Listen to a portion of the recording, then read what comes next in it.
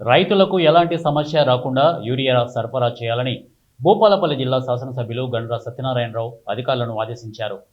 జయశంకర్ భూపాలపల్లి జిల్లా కేంద్రంలోని ఐడిఓసి సమావేశపు హాల్లో జిల్లా కలెక్టర్ రాహుల్ శర్మతో కలిసి యూరియా లభ్యతపై వ్యవసాయ, సహకార, మార్కెటింగ్ శాఖల అధికారులు, సహకార సంఘాల చైర్మన్లతో ఈ సమావేశం నిర్వహించారు.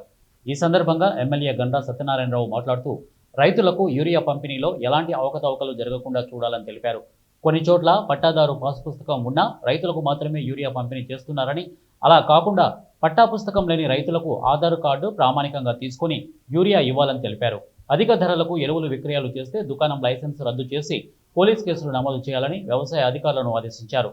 రైతులు ఇబ్బందులు పడుతుంటే నడపలేని సీఈఓలపై ఎందుకు చర్యలు తీసుకోవడం లేదని ఆగ్రహం వ్యక్తం చేశారు. జిల్లాలో యూరియా నిల్వలు సమృద్ధిగా ఉన్నాయని, కావాలని కొందరు దళారులు రైతులను ఇబ్బందులకు గురి చేసే ప్రయత్నం చేస్తున్నారని, అలాంటి వారిపై చర్యలు తీసుకోవాలని తెలిపారు. చిట్యాల మండలంలో యూరియా కొరత ఉంది. ప్రత్యామ్నాయ ఏర్పాట్లు చేశారా లేదా, కోఆపరేటివ్ వ్యవస్థ వల్ల రైతులకు ఇబ్బంది రానియొద్దని సహకార అధికారికి సూచించారు.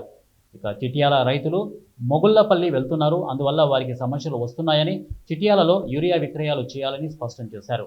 రైతులకు స్పష్టం చేసే వ్యక్తులను ఉపేక్షించబోమని తగు చర్యలు తీసుకోవాలని పేర్కొన్నారు. ఈ సమావేశంలో అదనపు కలెక్టర్ అశోక్ కుమార్, వ్యవసాయ అధికారి బాబురావు, సహకార అధికారి వాలియా నాయక్ తదితరులు ఈ కార్యక్రమంలో పాల్గొన్నారు. కనుక మనం యూరియా రైతు ఏ రకమైన ఎంతైతే రిక్వైర్మెంట్ ఉన్నదో దానికి ఖచ్చితంగా ఆధార్ కార్డ్ బేస్ చేసుకొని యూరియా ఇవ్వాలి. ఈ నియోజకవర్గంలో ఎక్కడ కూడా పాస్బుక్ లేని వారికి ఇవ్వడం లేదు.